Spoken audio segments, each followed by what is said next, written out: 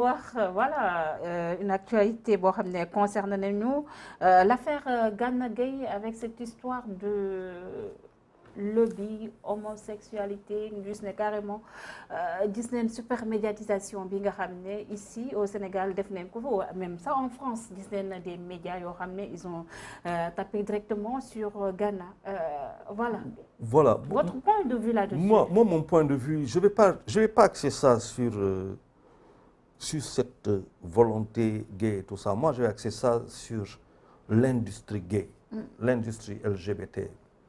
Aujourd'hui, l'Afrique a 70%, voire 70% de sa population qui fait moins de 30 ans, l'Afrique.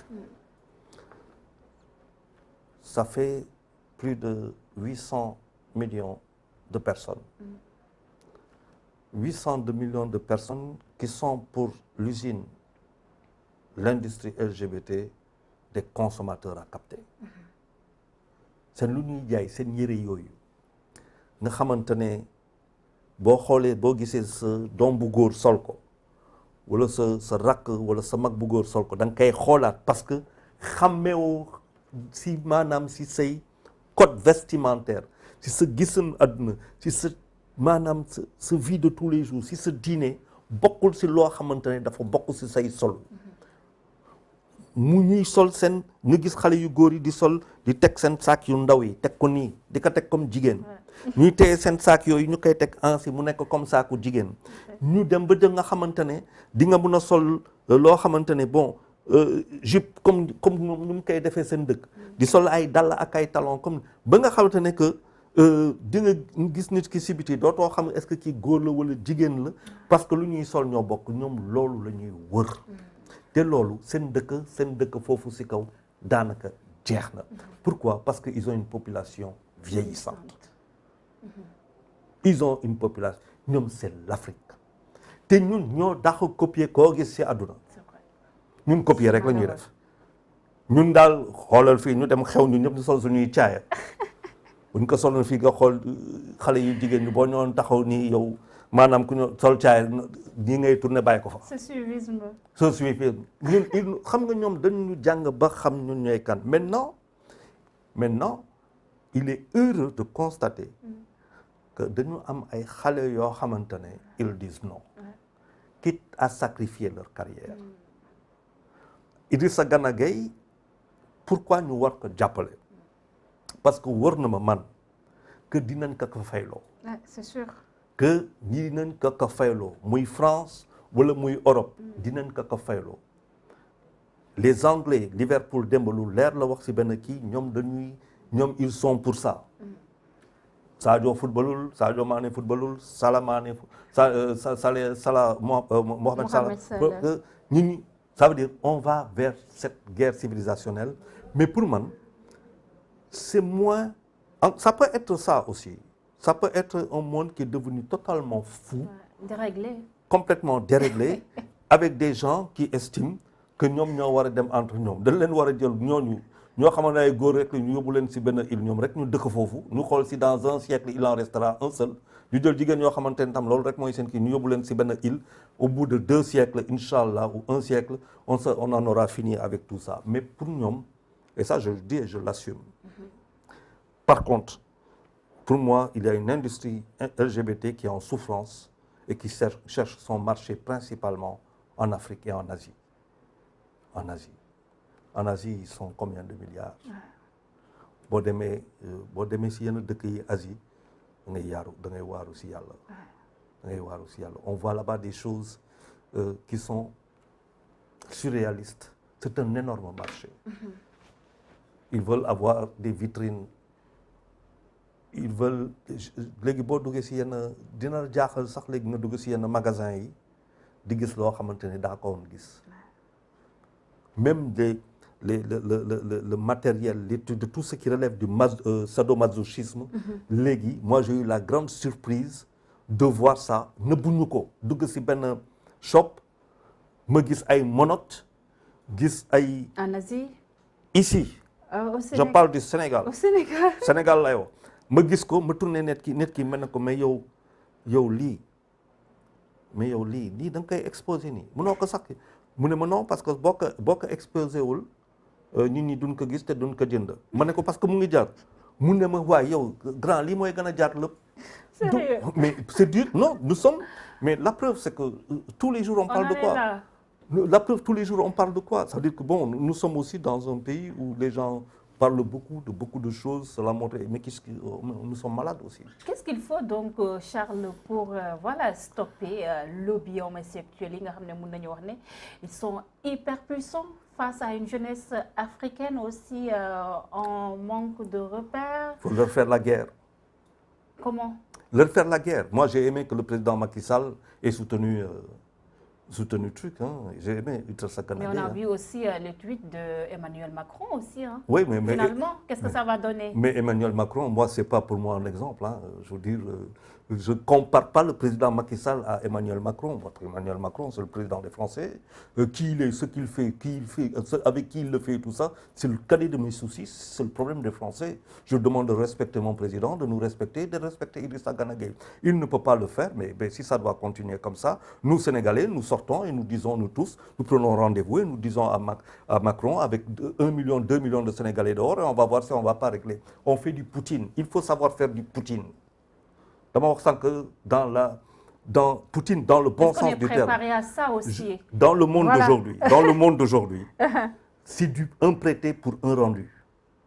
Il est inacceptable que Pécresse parle de Idrissa Gana Gueye comme elle l'a fait. Il est inacceptable que des journalistes français le fassent.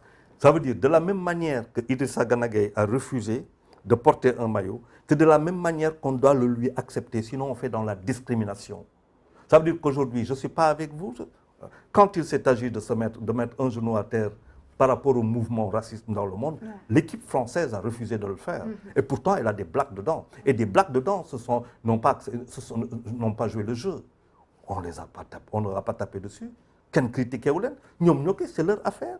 Nous sommes catholiques, nous sommes juifs, il y a quand même de la tolérance, mais dans nous dire comme des moutons. Donc finalement, est-ce que nos joueurs africains, de manière générale, est-ce que nous avons un combat, nous avons aussi, parce que voilà, je ne suis pas trop football, mais carrément dans les stades, il y a des cris de singe, même comme Samuel Eto'o, voilà, stade, finalement, il n'a pas été soutenu par voilà, un grand nombre d'Africains. Non, parce que jusqu'à des femmes qui ont dafa am loo xamante ne dañ koy régler fu mu ko war a régler mais cette affaire d'Idrissa Gana Gueye a pris des proportions incroyables. C'est un rapport de force qu'on veut nous imposer. Le président a soutenu, c'est la première voix au Sénégal. Les Sénégalais ont soutenu. Maintenant dafa am loo xamante ne mënuñu ko nangu. On nous dit que l'aide liée, ou pas l'aide liée, autant pour moi, l'aide au développement est corroborée LGBT.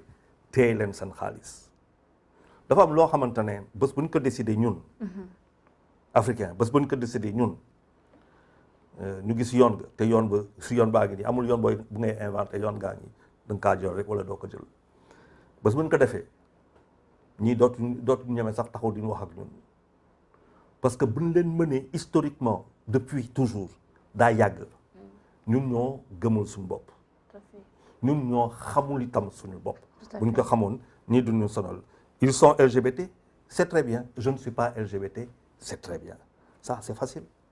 Tout à fait. Et les réseaux sociaux, leur rôle dans tout ça mais c'est des LGBT.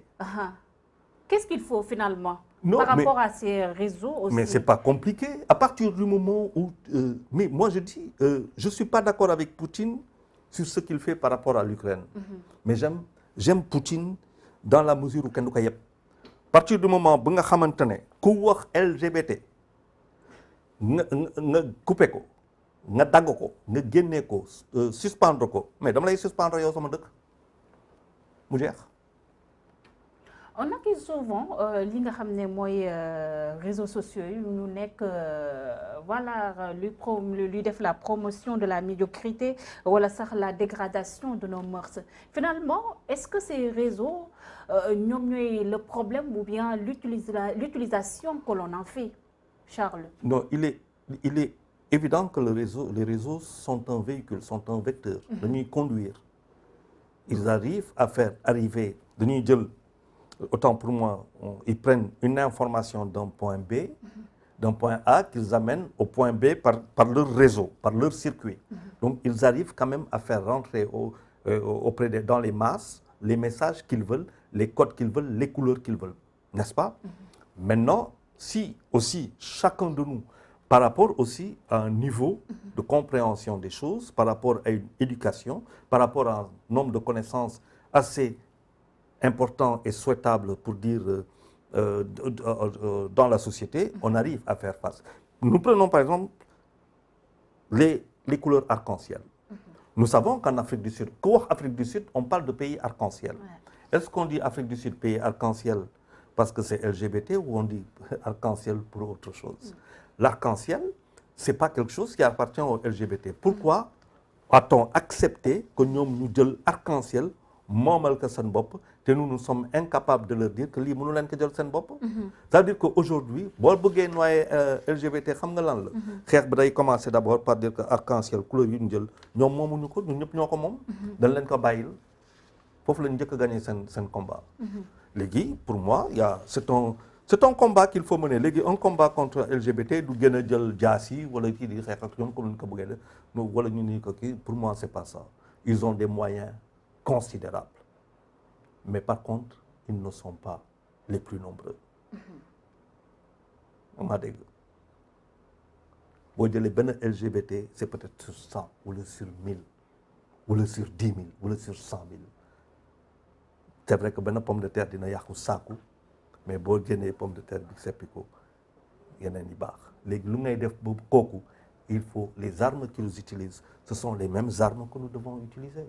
tey jii lu ñu xaar ñun Sénégal on parle d'intelligence artificielle des réseaux sociaux mun nañu wax fu mu toll nii mooy substituer sax voilà yaa nañ ko wax émission je pense c'était sur